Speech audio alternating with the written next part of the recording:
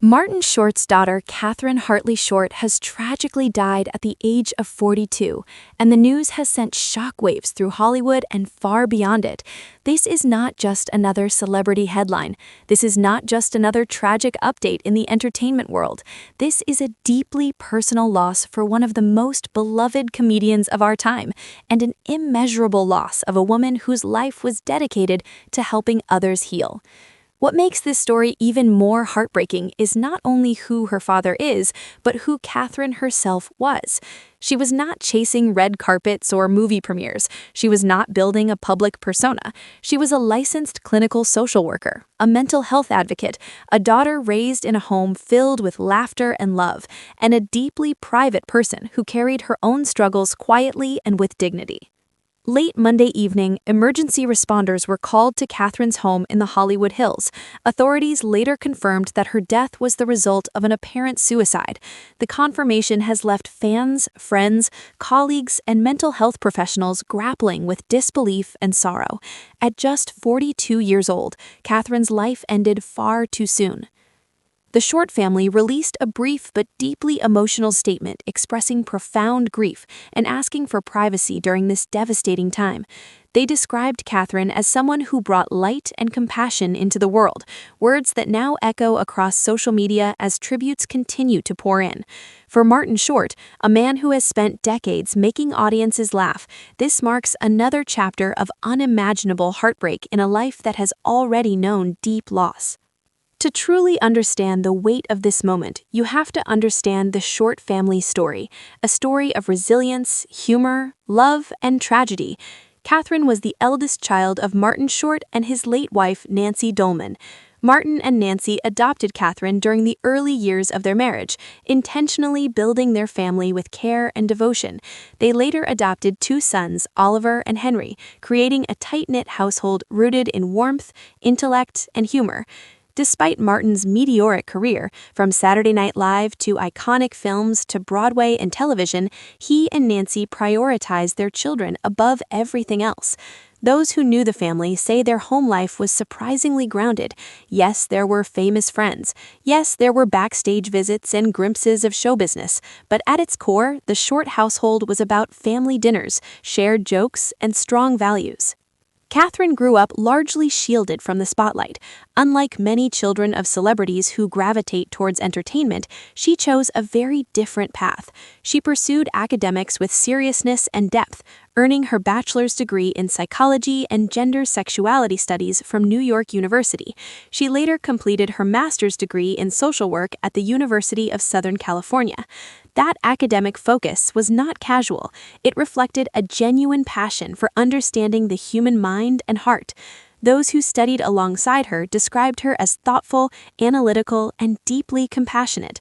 She was not interested in fame. She was interested in people, in what makes them hurt, what makes them resilient, and how they could find healing. After becoming a licensed clinical social worker, Katherine built a career centered on therapy and mental health advocacy. She worked with individuals facing anxiety, trauma, depression, identity struggles, and relationship challenges. Colleagues say she had a rare ability to sit with someone in their darkest moments without judgment or discomfort. She listened fully. She validated feelings. She helped people untangle complex emotions. Many therapists describe their work as holding space for others, and by all accounts, Katherine did that exceptionally well. She approached therapy as a partnership, not as authority. She didn't see herself as fixing people. She saw herself as walking beside them while they found their own strength. And that is perhaps the most tragic layer of this story, that someone who devoted her professional life to helping others navigate darkness ultimately faced her own battles in ways that were not visible to the outside world. Mental health struggles are often invisible. That truth has been repeated over and over since this news broke. Friends have shared that Katherine could be smiling at a gathering, engaged in conversation, warm and attentive, while quietly carrying weight that few truly understood. It is a powerful and painful reminder that outward strength does not always equal inner peace. Martin Short himself has faced extraordinary loss throughout his life. As a young man, he lost his eldest brother in a tragic accident. He later lost both of his parents before reaching full adulthood. In 2010, he endured the devastating loss of his wife Nancy after her private battle with ovarian cancer. In interviews over the years, Martin has spoken candidly about grief, about how it reshapes you, how it never fully disappears, and how love continues after death. He once described his marriage to Nancy as his greatest accomplishment, explaining that their connection was so profound that he felt no desire to remarry. His devotion to his family has always been clear. Now, the loss of Katherine adds another profound layer of sorrow. Fans know Martin Short as the exuberant performer with boundless energy, the man behind unforgettable characters, impeccable comedic timing, and quick improvisation. He radiates joy on stage. He fills theaters with laughter. He lights up interviews with charm. But behind that public persona is a father who adored his children. In numerous interviews, Martin spoke about the pride he felt watching his children carve their own paths. He admired Katherine's intelligence and her choice to build a meaningful career outside the entertainment industry. He respected her independence and compassion. Those close to the family say Martin is devastated. Losing a child is a pain that defies language. It doesn't matter how old the child is, the bond remains eternal and irreplaceable. Public reaction has been swift and emotional. Social media platforms have been flooded with condolences and expressions of heartbreak. Fans are not only mourning Katherine, but also expressing deep sympathy for Martin and her brothers, Oliver and Henry. Some longtime followers of Martin's career have revisited past interviews, noting how frequently he emphasized gratitude and love for his family. Others are reflecting on the irony that someone whose father brought so much joy to the world was quietly battling internal struggles. Mental health professionals have also spoken out, reminding the public that even those trained to support others are not immune to their own challenges.